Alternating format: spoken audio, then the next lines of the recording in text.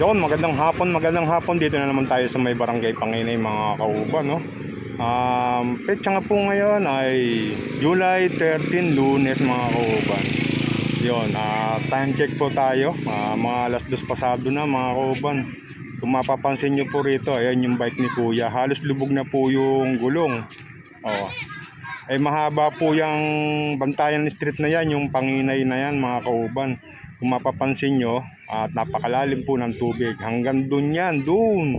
Lagpas po ng bisita ng Panginay mga kauban. Napakalalim po ng tubig. So yun, makakita nyo yung bata. Lumusong, halos mapuno po yung bota niya mga kauban. Eto sila kuya, nagtutulak po ng sidecar. Eto, pasok po itong van na to mga kauban. So halos walang bumibiyahe ritong tricycle ngayon mga kauban, mga birang-bira. Meron man yung mga tikling na tinatawag, yung mataas na tricycle mga kauban, yung tikling. Yon yung nag-adjust ng mga chassis or nung bahay ng kanilang tricycle mga kauban. So halos dito yung mga tricycle, mapapansin nyo, halos kinakalawang na yung mga pangilalim nila. Dahil sa pang-araw-araw na biyahe rito sa may parking Panginay mga kauban. Yun, ito po yung tikling mga kauban. O, ayan. Ayan o, taas po niyan. No? Ayan. Taas po niyan. Yun yung mga biyahe po rito na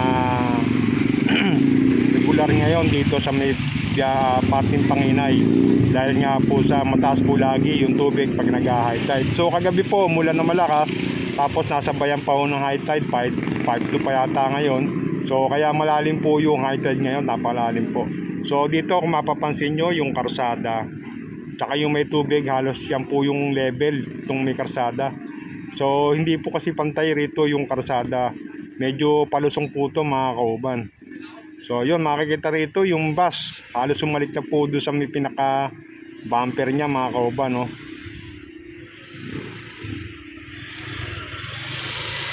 So eto si Sir, mukhang ano si Sir stepping back, nakasapatos, hindi ba si Sir dito. So yung tricycle lumikot, ayan o.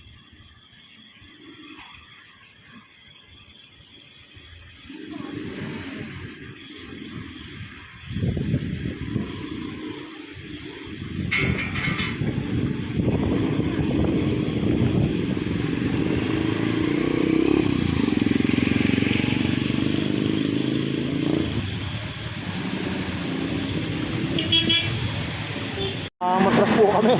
Inabot po kami nung sidyada ng tubig dito ng bus. Natras ko yung motor ko mga kauban, no? Pakalakas po ng sidyada, yung pinakaalon po ng tubig mga kauban.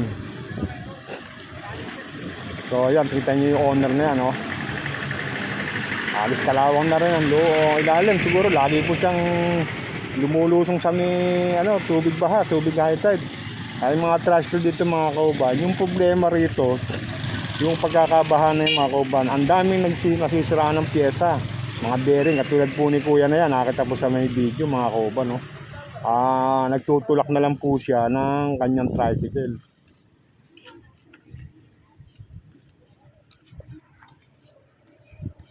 Yan, nagtutulak po siya ng tricycle niya mga kauban.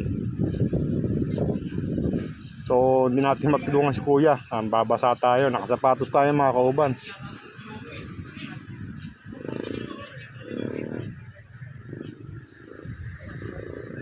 Ikot natin. Ito po yung papuntang tulay ng Balagtas mga kauban. Tapos ito po yung mabaha-baha. Yan.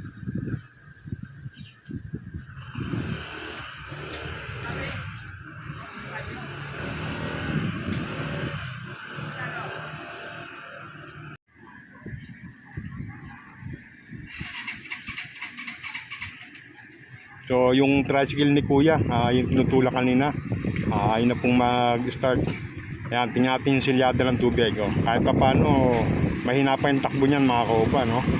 Ayan, oh. Yun, umaabot na rito sa may pwesto ko. Ayan, ang lakas, oh. Ayan, oh. Lakas po ng silyada ng tubig mga kauban. So yun. So yun, hanggang dito na lang. Bye bye and God bless. Ingat po tayo lahat.